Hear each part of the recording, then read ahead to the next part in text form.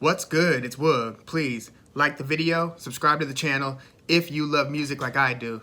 Boy, I just heard Amyl and the Sniffers follow up to their self-titled debut album from 2019. Their new album is called Comfort to Me, and it just blew my expectations away. You know, it's making me really evaluate the question, what makes a punk band work? Like, this is, punk rock, garage rock, a little bit of pop punk. So it's a punk in its variations. But, one of the differences I would consider when saying, okay, what is punk versus, pop punk or some of the post-punk variations.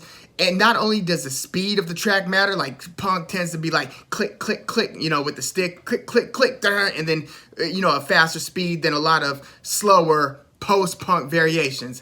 But it's also in the lead vocalist. I mean, it's a lot more shouting and a lot less singing in straight up, punk rock. And Amyl and the Sniffers are pulling this punk rock off with flying colors. I mean, it was just one good, catchy, clever song after another. And the music, the instrumentals keep you engaged, but damn it, that lead singer, Amy Taylor, you want to really know what makes a punk rock band work? It's the charisma in the lead singer, the lead vocalist, who often at times isn't even singing. So, whereas in dream pop, for instance, you could hide a bad lead singer, lead vocalist, if you've got plush instrumentals. I mean, some of my favorite dream pop bands do not have good frontmen or frontwomen, lead vocalists. Some of them do, but some of them kind of have lead singers with, dare I say, struggle voices and indistinct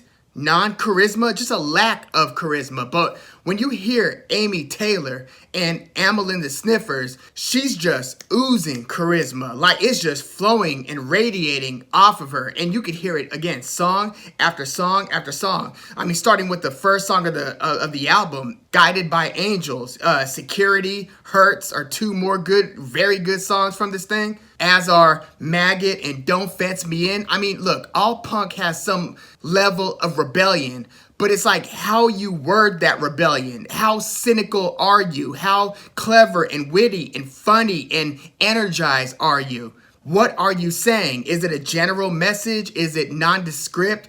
Does it sound like all the other punk bands out there? And if you don't have a stunning lead vocalist, you could just end up sounding like all the other punk bands out there that are, trying to separate themselves from the pack. And no one's going to mistake Amyl and the Sniffers for another, punk band. Just like, Sledford Mods aren't going to be mistaken for anybody. Parquet Courts aren't going to be mistaken for anybody. Idols is another really good one that's active right now, as is Black Midi. You've got different, again, variations. Some of these lean more post-punk than straight-up punk rock. But, yeah, Amyl and the Sniffers, Comfort to Me, it's I've heard it twice now, and it's just blowing me away. My favorite song might be Knifey. Check that one out. Not wifey, but knifey. Like, the messaging behind that, it's not that the themes aren't being tackled for the first time, even though there's a level of nuance to the content in these songs that, I don't hear in a lot of songs from any genre.